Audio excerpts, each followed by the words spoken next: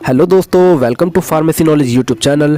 तो दोस्तों, आज की वीडियो में हम बात करने वाले हैं न्यूरोबियन प्लस मेडिसिन के बारे में, जो कि स्पेशली साइटिक नर्व पेन यानी नसों में होने वाले दर्द में काफ़ी ज़्यादा यूज़ की जाती है। तो इस वीडियो में हम जानने वाले हैं न्यूरोबियन प्लस मेडिसिन के कंटेंट के बारे में, यानी कौन कौन से ऐसे विटामिन एंड मिनरल्स इसमें प्रेजेंट होते हैं, कितने डोज में हमें इसे लेना होता है, और लास्ट में हम ये भी देखेंगे कि इसके एबनॉर्मल डोज लेने से क्या क्या साइड इफेक्ट हो सकते हैं और इसके कॉन्ट्राइंडिकेशन क्या क्या होते हैं। तो वीडियो काफ़ी नॉलेजेबल होने वाली है, तो वीडियो को लास्ट तक ज़रूर देखिएगा। और चैनल पर नए हैं तो चैनल को सब्सक्राइब तो ज़रूर कर लीजिएगा, क्योंकि हम आपके लिए ऐसे ही वीडियो लाते रहते हैं। तो चलिए बिना देरी के हम वीडियो को स्टार्ट करते हैं। तो जो न्यूरोबियन प्लस मेडिसिन होती है वो एक न्यूट्रिशन सप्लीमेंट टाइप की एक मेडिसिन होती है, जिसमें कि आपको multi vitamins and multi minerals आसानी से मिल जाते हैं, जो कि हमारी बॉडी को हेल्दी रखने के लिए और कई सारी डिजीज से प्रिवेंट करने के लिए काफ़ी ज़्यादा हेल्पफुल होते हैं। इसके अलावा विटामिन की डेफिशिएंसी को दूर करता है ये मेडिसिन। तो जो न्यूरॉन से रिलेटेड जितनी भी डिजीज होती है तो उसको ठीक करने में काफ़ी ज़्यादा हेल्पफुल होती है ये मेडिसिन। तो चलिए सबसे पहले हम बात करते हैं न्यूरोबियन प्लस मेडिसिन के कंटेंट के बारे में। तो मेनली इसमें आपको 3 मेन कंटेंट देखने को मिलते हैं, जिसमें कि सबसे पहला आता है कोबालामाइन यानी विटामिन B12, जो कि आपको 750 माइक्रोग्राम इसमें देखने को मिलता है।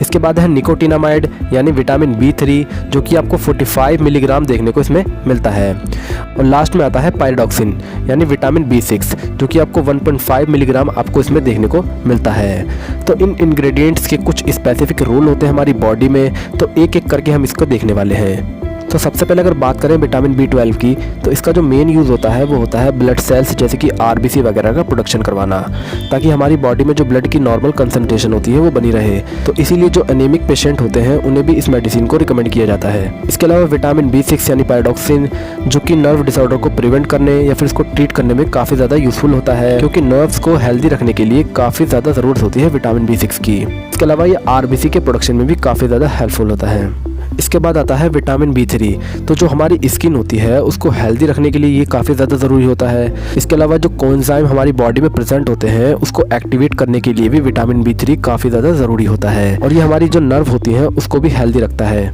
तो ओवरऑल ये जो मेडिसिन होती है, जो कि हमें ज़रूरी विटामिन एंड मिनरल्स प्रोवाइड कराती है, जो कि हमारे न्यूरॉन से रिलेटेड जितनी भी डिजीज़ होती हैं उसको प्रिवेंट करती है, स्किन के लिए भी काफ़ी ज़रूरी होती है, और ब्लड सेल्स के फॉर्मेशन के लिए भी काफ़ी ज़्यादा ज़रूरी होते हैं। तो चलिए अब हम देखते हैं कि न्यूरोबियन प्लस मेडिसिन किस किस डेफिशिएंसी में इसका यूज़ किया जाता है। तो सबसे पहले अगर बात करें तो विटामिन B3 की कुछ डेफिशिएंसी होती है जिसमें कि इसका यूज़ किया जाता है, जैसे कि पेलिग्रा। तो इसमें क्या होता है कि डर्मेटाइटिस यानी इन्फ्लामेशन स्किन में हो सकती है, डायरिया या फिर मेंटली डिस्टर्बेंस में इसका यूज़ किया जाता है।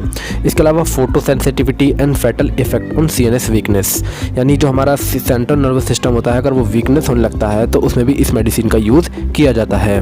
इसके अलावा एनोरेक्सिया यानी लॉस ऑफ एपेटाइट यानी भूख का अचानक से कम होना, तो इसमें भी इसका यूज़ किया जाता है।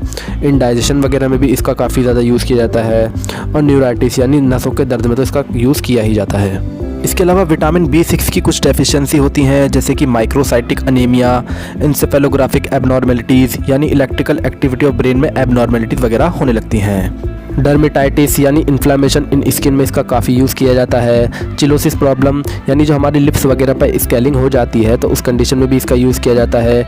माउथ के कॉर्नर पे जो क्रैक्स वगैरह आ जाते हैं तो उसमें भी इसका यूज़ किया जाता है।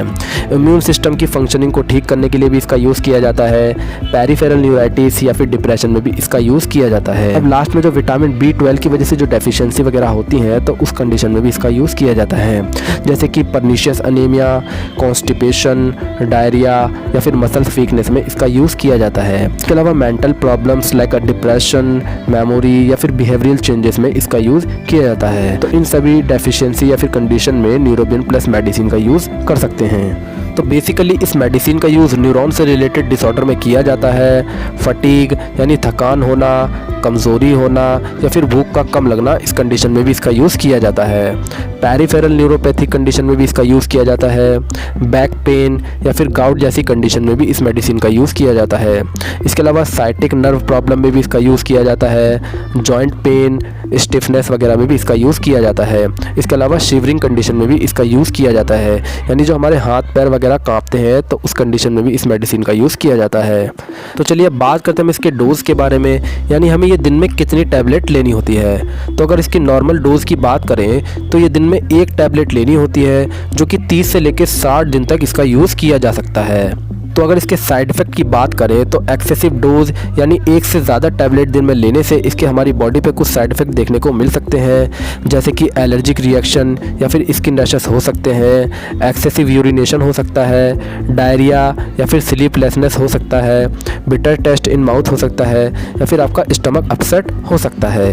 तो ये सब कुछ इसके कॉमन साइड इफ़ेक्ट हो सकते हैं एक्सेसिव डोज की वजह से। तो दोस्तों ये कुछ इन्फॉर्मेशन थी न्यूरोबियन प्लस मेडिसिन के बारे में। आई होप कि आपको ये वीडियो पसंद आया होगा। तो अगर वीडियो पसंद आया हो तो चैनल को सब्सक्राइब ज़रूर कीजिएगा, क्योंकि हम आपके लिए ऐसे ही वीडियो लाते रहते हैं। तो चलिए मिलते हैं नेक्स्ट वीडियो में।